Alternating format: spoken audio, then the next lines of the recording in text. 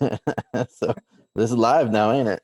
Yeah, All right. Well, welcome to all the foodies for the BDSM podcast. This is Booze, Desserts, Smoke, and Meats. I am Professor Porkloin, and I'm here with my awesome co-host. the Meat Viking. And we also have two guest stars in today's podcast. One is Potato, who's just been jumping on my shoulder every now and again. And one is the invisible teapot sound. So we will work that out in post and hopefully try and work that out. Yeah, see what's going on. Yeah. So, But we are continuing our journey across the United States, and we are hitting up Connecticut. mhm. Those uppity rich bitches got to have some type of food up that way that is just known for Connecticut. Yeah. So, before we go, what's the safe word for today? Mm.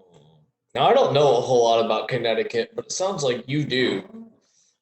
I have been there a few times. Yes, Is it rather uppity, like you asked, or stated?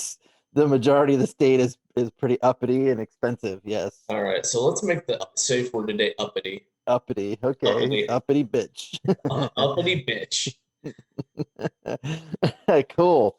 What you got in the cup today? Anything? I do actually. It's not a wine glass, but I'm also not a big wine drinker, so I got some dark horse white wine. Dark horse white wine. Oh Yeah, shit. Okay. gets the job done. What made you want to have some wine today? We were at the one of the meat markets that we go to, and the mistress of meats went with me. And while I was getting the meats ready, she's like, "Hey, I'm buying this," and I said, "Okay." Mistress of Meats. That's awesome. So Well, good. I mean, I guess whatever. yeah, Whatever gets the job done, I guess. yep. Um, I went to the old Macca's, the Mickey D's with the golden arches for Yeah. a little snack today. So I got some Sprite and then I just threw in some rum. So I'm just gonna be sucking out of a McDonald's glass today. Hey, if OnlyFans wants to sponsor us, maybe the Golden Arches will. I don't know. I don't think that they align with our family values here at the BDSM podcast. But you know what? If there's a lot of money involved, we can surely change our values. Yeah. Yep. Much like strippers, the amount of money you throw at us depends on how much we like you. So, well, I guess we can start with Connecticut. And man, I got one thing. It's kind of two different places in Connecticut, but the first one, Connecticut's really fucking weird. All right. And I'll say that because one of the big things up in Connecticut is a steamed cheeseburger. Okay.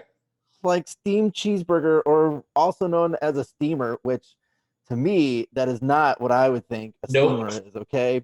And I think you agree with me on this one. I think we're thinking more of shit at that point. Yep. But essentially, it's this one restaurant in central Connecticut, and they do steamed cheeseburgers. It's got a whole thing where they steam the meat, and then they put the cheese on top, and it melts right on top of that one. And I have to say, I think this has got to be the craziest thing for a burger. Like, I would rather have it flame grilled. Like, what the hell does the steam actually do besides cook it? I mean, do you have any thoughts on that? I think that's freaking stupid. The only thought that I have on that is perhaps by steaming it, you add more water into the cooking process, therefore making a quote unquote juicier burger. Yeah, well, I mean, from what I read though, it makes the fats in the meat melt away, which I think that's going to be That's the the best part best of the part of burger. it. Yeah. So, and it's drained away so Yeah. that it's fully cooked. But I guess you're right. I guess it does give you a juicy burger, which is, man, they scoop the meat onto a bun and then pour the damn cheese on top of it. So I just don't think that is a good way to eat a burger. You No. know, I think it's got to be flame broiled or even on the flat top or Yeah. something. but there's this place that's been doing it in Middletown, Connecticut. It's called Jack's Lunch. And they've been doing it for a long balls ass time. Um, and you know what? More power to you for that type of stuff, because if you can make it last since the 1920s, then by all means do it. But wow, I just feel like that has got to be a different way for burgers, because I do not want to have that. I'm not into the idea of it either. And like the most quote unquote steam cooking I've done is like when you're just frying up some burgers and then you throw your cheese on them and then you shut the lid and it steams the cheese and then you just Yeah, pick it up. That's that's my just experience of it. that's just steaming the cheese though. Yeah, not the entire burger. Yeah, not the burger. Ugh. Yeah, no thanks. I So I will take mine with charcoal. Like at this point, like I'll even take lighter fluid taste in my burger over I think a steamed burger. You know what I'm saying? yeah, Like when the grill's a little too cold and you've had a little too many beers, and you just pull out the lighter fluid and you just throw it on there, but you get some of it on the burger before it catches into a big flame. And then your burger's cooked, but you get that itty bitty taste of that's lighter fluid. You know what I'm saying? that's yeah. I have been there before Yeah. too. So Well, so the next thing that kind of goes really along with this, though, is actually another place in Connecticut. It started doing it so the restaurant was in 1895, and it's Lewis's Lunch. And it wasn't until 1900 when I guess a guy was in a hurried rush, and he said, "You know what? Hey, man, the owner of it, Lewis." He said, "Look, I'm in a rush and I need something I can eat on the run." So the guy took his burger and then put it in between two slices of toast and gave it to him. So it is it is a hamburger sandwich, and they are recognized in the Library of Congress and like all these other food shows and whatnot to do what is called a hamburger sandwich. So it's basically the patty with they have five different meats that they use, special blend of whatever, and they grind it all up, make the burger, but then they put it on toast, and here you go. And their thing is they don't have any condiments. Like you can't get ketchup, can't get mustard. The only thing you're allowed on it is cheese, tomato, and onion.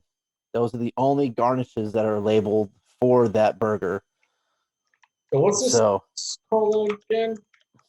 it's called Lewis's Lunch, but it's um, a hamburger sandwich. So again, they still do everything the way that they did. They have the old cast iron skillets from 1898 that they cook the burgers in. And then they, again, hold firm on the fact that they do not do any of the condiments. They don't offer anything because they want you to taste it. They want you to taste the simplicity of a fresh burger. And I would be okay with that. I Yeah, would rather have that over the steamed burgers. I agree. I it took me a minute because like when I think of a hamburger, I kind of think of it as, like very simple. You could walk outside with it if you wanted to eat it because, like cookout time of the year. And so that took my brain a second to register why this was such a big deal. And then if you're saying that it's got no condiments on it, you're basically just there for the flavor of that meat. That makes way more sense in my head. Yeah, and then if you're on the run or anything, you don't have to worry about sauce or anything getting everywhere, Yep. right? Because I mean, if you're only going to have lettuce, tomato, and onion or cheese, I guess whatever the condiment was, Yep. like there you go. You can't really fuck that up. No, you So really can't. and they have their own lingo too, apparently. So you know how like we talked about in California about the In and Out burger, how you can get it like animal style and all that other crap too. Well, they do the same thing for this one. And like an example would be, hey, just give me two cheese works, a salad, and a birch. So if you think about it, right, two cheese works would be two hamburgers with cheese. I want some tomato and onion, and then cook that with a side order of potato salad and a birch beer. Sounds good. And So it's kind of funny that even though burgers are what you found for your oh my God, I wanted to say evidence, like we're in a court case, but My history of whatever. yeah, your history of them. However, pizza is officially the state food of Connecticut. The proposed food bill of HB 5656 was passed in the state Senate with 131 to 9 vote on Wednesday of May 12th, 2021. It's funny that you say that because we were talking in previous episodes about pizza, right? Remember that Denver pizza? And we Mm-hmm. kind of, you even brought up the California one and blah, blah, blah. Well, they have their own pizza, man. And I didn't even realize this either. And it's just at this one place, and it's a hot oil pizza. Are we talking like Little Caesars? No, not even. Like it's a hot oil pizza. So they use um, peppers in the oil, Mm-hmm. and it's a thin, real thin crust, like only big enough that you really with your hand. And they put a bunch of cheese on it, and then cook it with hot oil. Hmm. So there's this one place in Connecticut. It's called the Colony Grill, Yep. and so they apparently way back when it was an Irish place, and or it was some other type of place, and then it turned into an Irish one. But yeah, this guy definitely just he creates pizza using hot oil, and it's called the bar pie. Yeah. So not much cheese or sauce, so it's easily managed, and then there you go. I would try that one. I would too. And the reason that I would try it is I am somebody who enjoys putting the red pepper flakes or like Cajun crust toppers on my pizza. And Yeah. essentially all this is olive oil that is infused with chili peppers and red pepper flakes. And so you've automatically got a spicier pizza, theoretically, from the get go on that. So, It's pretty wild to see the differences, right? You go up to Connecticut here, and you've got that hot oil one. You yeah. go to California, you got your avocado, blah blah blah. Chicago deep dish, New York with your Brooklyn style pizza. So it really is kind of crazy to see how different parts of the country here have different variations of our favorite foods. And as far as So I'm concerned, the only one that's wrong is California. true. So, well, I think this leads into a really great segue. Because when you think pizza, what do you think with it? I mean, pizza, wings, and beer. That's It's right. kind of We're where I go going off of. going to something that I will say, as somebody who's been doing research on a couple of different states, this has been the most impressive website that I've gone to. Okay. And this is the Kent Falls Brewing Company. It's ranked one of the number one brewers out of Connecticut. They do all sorts of stuff. They've got a location. They've got a tasting room that's open 4 days a week. You can do barnside pickups for that as well. Um, but as of right now, they have 7 beers on tap, 6 beers available in cans. Uh, Looks like 7 beers available in different bottles, and this is all different stuff. But one of the things that catches my eye when I look at a new beer are names. I don't know if you're this way too. Like I like a beer with a fun name, right? And which brewery is this again? Kent Falls, Kemp KentFalls. Kemp Falls. Okay. Yeah. So, but like just to name off a couple of them, air guitar at work while no one is watching, which is a pale ale from them. Okay. Awkward hug, an IPA. That's pretty funny. Yeah.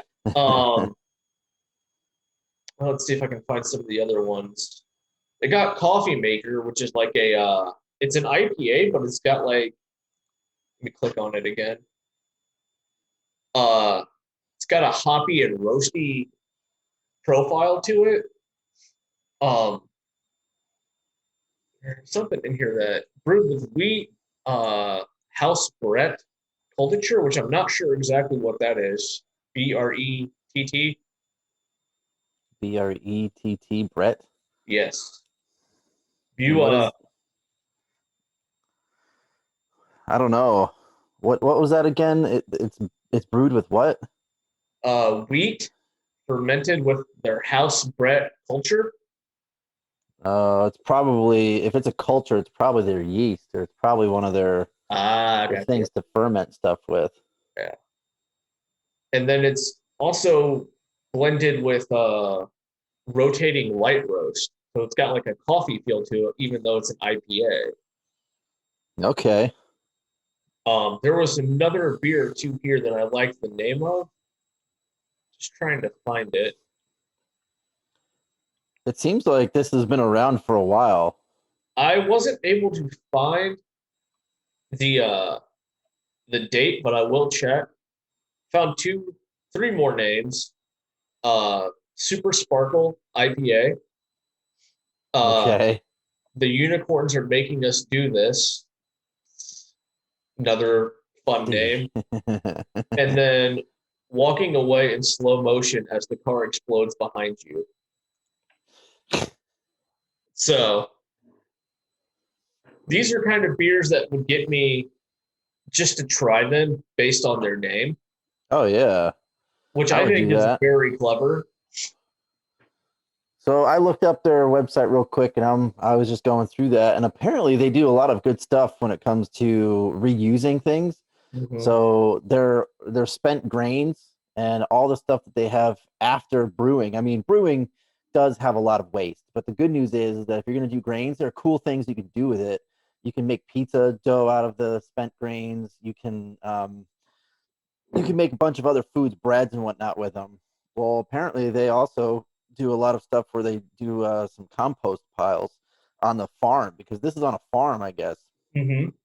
and that makes it a nice little fertilizer for them to grow hops and make sure that they're reusing everything. And I kind of like that. I think that's a good idea. Oh yeah. Another thing too that I guess not a lot of people do. You would know this more than I would, as you're the more experienced brewer. Their IPAs, which I guess when you ferment them, they do it with like common ale strains. Okay. But the Kent Brewing Company actually uses 2 to 3 different ale strains to give it its own strengths and weaknesses, but they create a wholly distinct character in the beers that they make. That's kind of cool. Yeah. Like I'm interested to see what type of stuff that they do. Mhm. And it looks like the farm is pasture raised poultry and pork, along with 1 acre of hops and a half acre of cider apples that they use to their sister company, Never Sink Spirits, out of Port Chester, New York. And it appears that Never Sink is a gin and brandy based um, Ooh. distiller. And I see an apple brandy, but before we recorded, I actually found an apple gin that I would be willing to try. It's supposed to have that like nice hot cinnamon feel, but also be light like a gin. That sounds really good. Mhm. I like gin is that type of piney flavor. So I'm kind of curious to know how that apple would balance out that. Pardon me while I pull up their. Just gonna read off their gin for you as soon as I can, but Yeah, we'll have to take a look at that when we get to New York, I guess. right. Well, we could also cover it now because it's the sister company's based out of Connecticut. Yeah, you're true. You're right. I'm So sure New York probably has its own plenty of other things to talk about. yeah.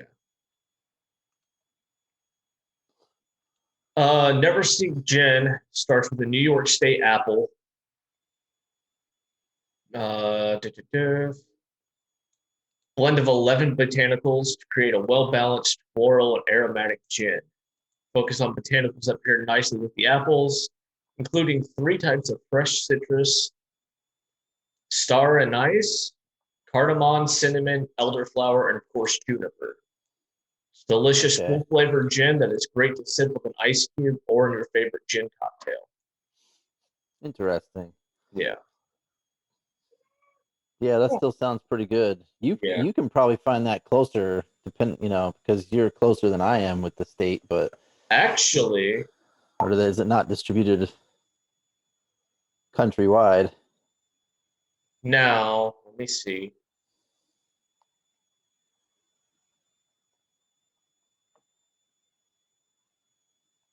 I believe you can buy this from their website and get it shipped here. Have it shipped? Okay. Yes. Now, what's that's going to cost? I have no idea. But Uh, still, an apple gin just sounds pretty good, you know. and it looks like it's not even advertised as an apple gin. It's just advertised as their never experienced gin. Yeah. And apparently, you get the apple taste when you're in there. But they also do like a pear style brandy and stuff like that. So all in all, just kind of something neat, and it's good to see, good brewers and good company practices out of, you know, like you said, the Yeah. recycling, the waste that they do. Yeah. That's crazy.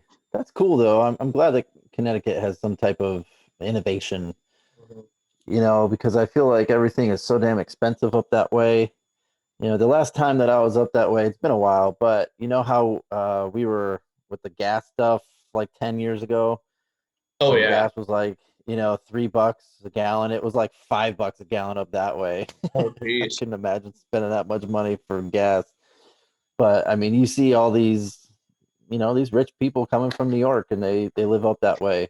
Yeah. But okay, we are back after our snafu that we had. Yeah. To say the very least, we done fucked up. So if you see that we're in different clothes, it's because we had to record this on a different day because something done fucked up. Yeah. You lost power, didn't you? Is that what happened? Dude, I have no idea what happened. I was talking, we were having a good time talking about Kent Brewery, and you started talking, and apparently my computer did not like a word that you had to say because it went brrr, brrr, and it wouldn't stop. And so like I unplugged it, I couldn't control delete nothing, and that's when you know something's wrong. And so I was like, "Oh baby Jesus, let's do a hard reset here." And luckily, because of it happening mid-recording, I was afraid that the entire session would be lost. But it appears that it didn't get all lost. Well, that's good. So all the BDSM people out there listening to the podcast or watching it, if you're watching it right now, you'll see that things are a little different. If you are listening, well, you just know that things are a little different because we done fucked up, but we got it all figured out. So we can start back off on what we left off with. So did you have anything left of that brewery you wanted to talk about? No, however, I found something when we were talking about Kent Brewery. Remember how I had mentioned several names of different beers that they had, and we're like, "Oh, I would try this just because of the name, right?" Yeah, I remember that. Well, today I was out grocery shopping and I found Sweet baby Jesus. That's Sweet great. Baby Jesus chocolate butter porter from Duke, uh, Illinois. that is great. Yeah, and so Foodie's first sip. Chocolate peanut butter. That sounds delicious. Oh, dude, you know what that reminds me of? Like a Reese's peanut butter cup or Oh no, like you ever watch Ratatouille? To Disney yeah, or Pixar? it's been a hot minute though. Okay, so when that guy gets fed the Ratatouille by, and he like has that flashback to his childhood memories. Yeah. What was your childhood memory of that beer? Okay, I don't know if your school had this, but we had the square pizza days, but they would always come with a little fudge thing, and it has chocolate and peanut butter. Had like a Uh, layer of chocolate and then like a thing of peanut butter. no, I don't remember ever having the fudge stuff, but I remember square pizza days. Okay. Well, it could be too because when we get to Ohio, like one of the state desserts is the Buckeye, The Buckeye, yeah. and So so okay. yeah, it reminds me of a Buckeye, but with fudge. Okay. I can totally see that. Mm. Yeah, that is a dessert beer and a half. Hi, puppy. Do you that's right. Had to remember the save from the episode, and it was uppity. It was uppity, yeah, because we're talking about Connecticut, man. Those freaking uppity bitches. Uppity bitches. But that's all of my segueing out of the way. So I will motor on over to the side and let you take care of another thing. Well, yeah. So before the whole fuckery happened, there I started talking about the desserts, and one of the desserts that's kind of known now. It wasn't originated in Connecticut. All right. So Pez, everybody remembers those little things, little candies, right? And I'm Mhm. only saying this is kind of a dessert thing because it's candy, although it could be something that can be enjoyed just about any time of the day. So Pez was actually created in Austria, and it was in the 60s, I think, is when it was. But in the 70s is when Orange, Connecticut, they wound up building a distribution factory in Orange, Connecticut. So they kind of take Pez as being the introduction to the U.S. It was in New York, like originally, like it came from Austria to New York, and then it settled in Connecticut. So they still consider themselves the hey, we have everything. Um, and that was in the 70s. So they created, the distribution, how to get the candy, and they started working on a whole bunch of those other nice, fancy little artistic things. So some of the Pez things can get up to be a little pricey, man. People are collectibles for those. It's nuts how expensive some of those dispensers are. And I think that's one of the things too that you think Pez, you automatically remember like the Pez dispenser. Yeah. And I think that was the best part of that candy, if I'm being just honest, was the old I can pop this and then a pill shoots out and then I eat the pill. But Yeah. not And like then pill. in So a hot minute, but even reloading it though, yeah. just and then stick it all in and then pop that down, and then you can just pop the head. Mhm. So um but going into later on, so obviously they had a whole bunch of designs and people are doing whatever, but in 2011 they actually created a Pez visitor center. Oh, So it is in Orange, Connecticut as well, and it is one of those things that you can go in, you can see the Pez, like you can see how it's made, you can see what's going on, why it's in here, and they have the candy dispensers, they have candy, and I think it's one of those things that if you're in Orange, Connecticut, you can go in and do that. So it's almost like when we get to Pennsylvania, even though Pennsylvania doesn't have the factory there, the Crayola factory, is in Pennsylvania. So when we get to, I might briefly talk about that, even though it's not related to food, but it is still kind of a childhood thing. This is the same way, where it's a visitor center where you can get all that stuff. You can get the Pez, and just really see kind of the history of how it is within Orange County or Orange, Connecticut. So whenever I think of like visitor centers and stuff now, and this is in relation to like breweries, I can only imagine like people going there. You know how like when you go to a brewery, you can sometimes order a flight. oh yeah.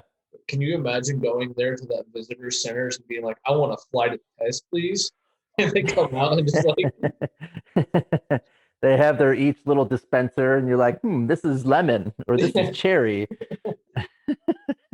I would do Yeah, it. that'd be pretty funny. Yeah, Give it a shot. I mean, why not? right. Especially because like at least where I'm at, Pez isn't something that you find hardly God, ever. I haven't seen Pez down where I'm at either. Yeah. So maybe it's more of just a Connecticut thing nowadays.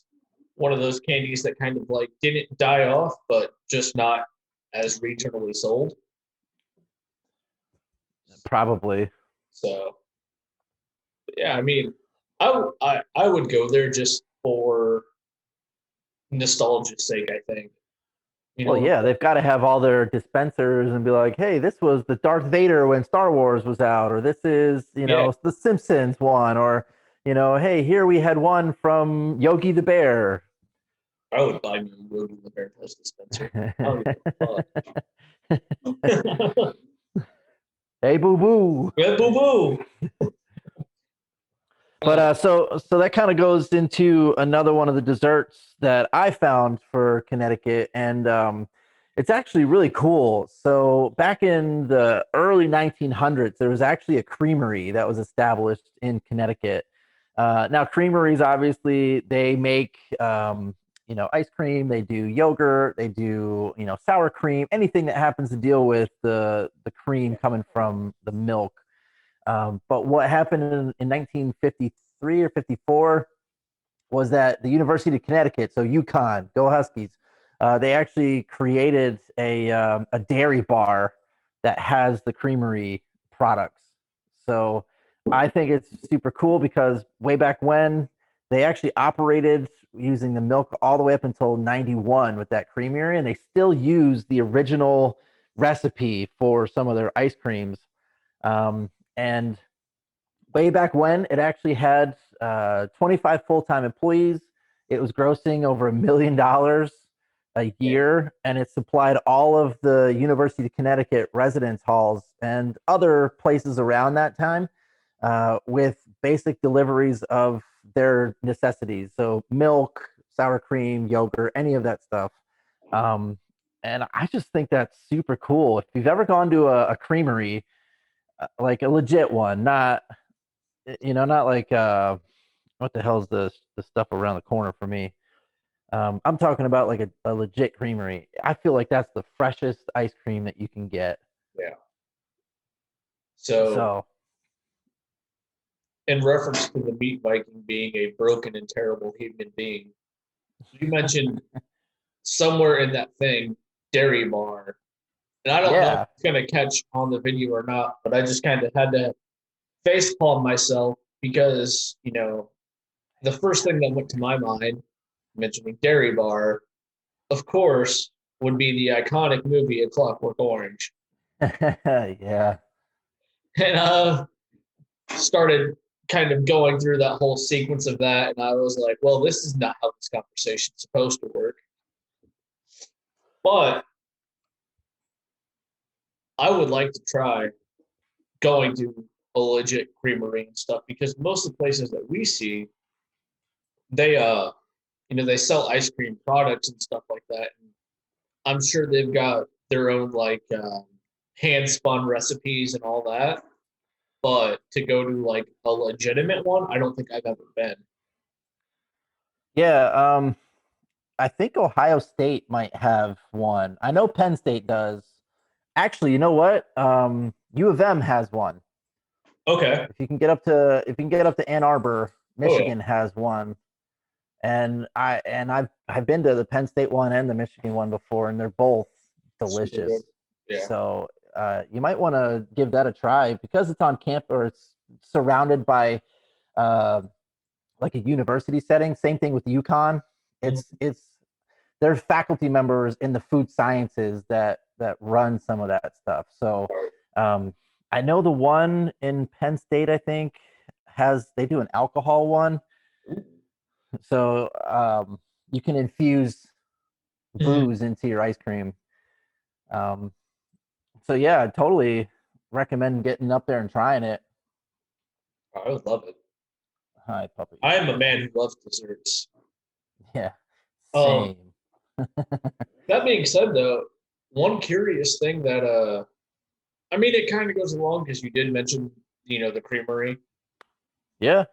but Connecticut's state dessert is actually a snickerdoodle ice cream sandwich. Oh man. So where did you find that from? The old Google machine. So in your research, you Yeah. found snickerdoodle ice cream. Yeah. Well, ice cream sandwich specifically. Yeah. So the most iconic dessert in Connecticut is none other than the Snickerdoodle ice cream sandwich. Um, Is there a history behind that? I mean, I know I usually do some of the history stuff, but I'm kind of curious to know how that became the dessert of Connecticut. um, so this Anything article travels? goes back from 2018 from the Daily Meal. I'm not really seeing a history.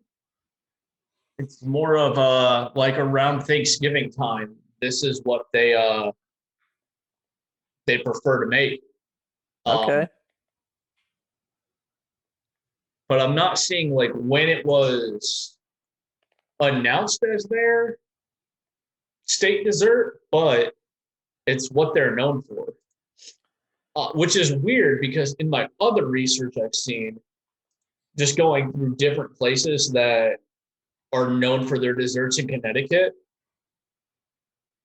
I've seen a lot of bananas Foster, a lot of stuff Oh, involving yeah. Nutella. Um, like there's this list here, and I got it from Best Desserts in Connecticut. Like chocolate souffle, but I didn't see anything with the snickerdoodle and ice cream in my quick going through. But like you see things like carrot cake, bread pudding, and it gives you all the restaurants and their addresses where they're coming from. But I did run across a few interesting things. Okay. One from Walrus and Carpenter at Black Rock, Connecticut. It's known as a walrus pie. You have any idea what's in this walrus pie? God, I hope it's something like my mustache. It, it'll turn you into a man. This is the sales pitch for walrus pie from this website. Walrus pie. Buckle up bacon files and sugar holics. The crust is a bacon chocolate chip cookie. The middle is Ooh. peanut butter ice cream. And all over everything is bacon crumble, bacon candy, and chocolate. Eating is Oh believing. man, that sounds delicious. Yeah. That bacon sounds good. Oh, dude. Like, and you know it's not like bottom shelf bacon a thing? Because Is that's what bottom I. shelf bacon?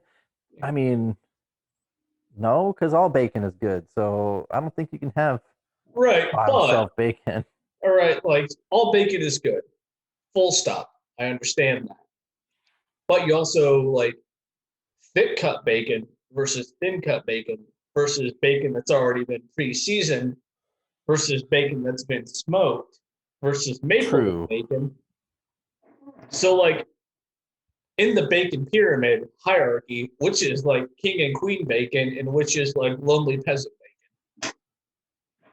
But either way, I'm assuming they're making this from at least middle class bacon and upper class bacon. Um, Another dessert that I seen. Where'd it go? Where'd it go? It still looks so good. I just looked it up. It looks Oh, freaking delicious. yeah. You want to screen share it with me because I have it up on my other computer. Or are you not able No, to screen share on your device? I just looked it up on my phone real quick. Mm, The computer that I use is slow as balls. So if I have anything else open, it usually takes forever. right. So I try not to do that. So, another dessert that I seen in here is from Greenwich Westport. So I'm not really sure what the issue is with that. If it's a mix of it's both Greenwich and Westport, Connecticut. Yeah, okay. Having never been there, I don't know. But it's called Le Penguin, which What the is hell is that? a tart tatin caramelized warm apple tart, but it's upside down. Ooh, okay. So, and it's like those delicious cooked apples are on top with vanilla sauce. So, kind of think of like an upside down a la mode apple pie. Ooh. Yeah. Apple pie is not my number one dessert, but I could totally get down to eating some if I'm in a mood. Oh yeah. My Uh, favorite number one dessert is always going to be pumpkin pie. I just think that's, as a kid, man, just throwing up all that whipped cream and everything on it. And I think I've mentioned that when we talked about Thanksgiving way back when. mhm. So, So, but apple pie sounds delicious though. dude, no, like for real.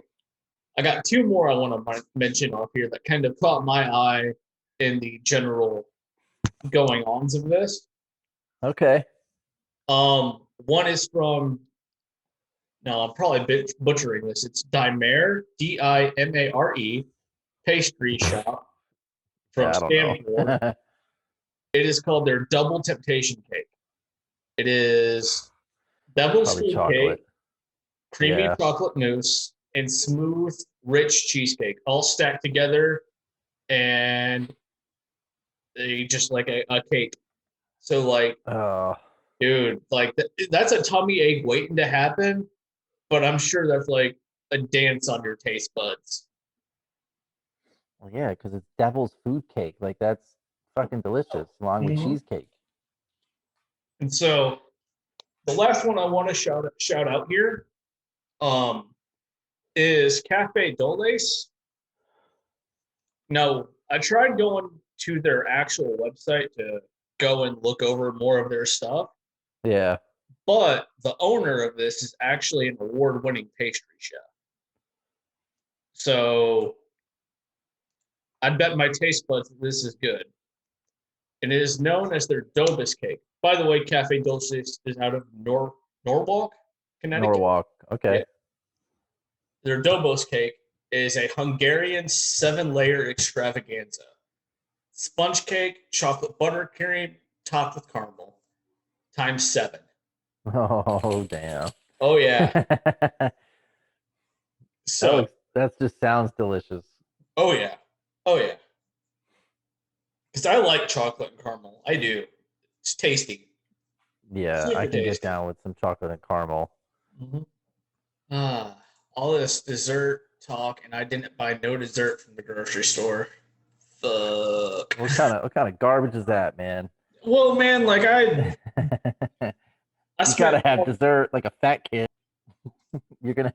You just heard some guest speakers on my end. I did Hey, eat. quit it. Quit it. I mean, you've seen me get mauled by a cat twice now, so Yeah, well, both of them have been like sticking their nose down if the camera's high enough that you can't see it, mm. but they've been right here this whole time. So, for Well, any of the animal lovers out there, we are definitely animal lovers here. yeah, Animal friendly chat room here. yeah. Well, you got anything else for good old Connecticut? I don't know, man. I think that's enough of them uppity bitches. Yeah. I will say, out of all the states we've covered so far, for me personally, based on their food and based on like just culture and stuff, Connecticut's in second place. Yeah, I was pretty surprised with some of the stuff coming from Connecticut and what really, like those cheeseburgers, like that steamed cheeseburger or like the cheeseburger sandwich. That just surprised the hell out of me. I didn't even realize that was going to be something that's going to pop up. I'm thinking New England, maybe some seafood influence, stuff like that. But Mhm. no, so stuff completely baffles my mind. But we'll see what happens with the next one because I think Delaware is going to be the same way. And maybe that's It's one of those something we'll kind small of states. find is maybe the smaller states express more of a food culture and stuff. Because like, Yeah. you know, as huge as Colorado and California, and even though people may not realize it, Alaska is massive. It's just very barren. Yeah. The uh, the food that you can find in these states, if something's popular, it's going to be popular across the board. Well, yeah. I mean, you However, I can. think our fun small states, we're going to find more interesting stuff. Well, yeah, and then even those smaller states, I mean, you can drive to get those. Like Connecticut's not that long of a drive to get through. Right. Rhode Island, Vermont, none of those New England ones, at least, it's going to take a while to get through. So I feel like some of those foods are going to be like, yeah, of course it's popular because everyone in the state can go and get it. Right. So I'm interested in seeing what Delaware has, but so far, and granted, a lot of this is just because I've always wanted to go. Alaska would be my number one. yeah. Connecticut, my number two, and then Colorado number three. California probably number 48. Yeah. Alabama 50. No, Alabama at least had decent vodka. Yeah.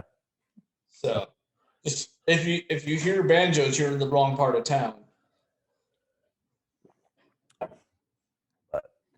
All right. Well, I guess we can sign off and we can let the people get to Connecticut with the fuckery of the two different files that you're gonna have to put together.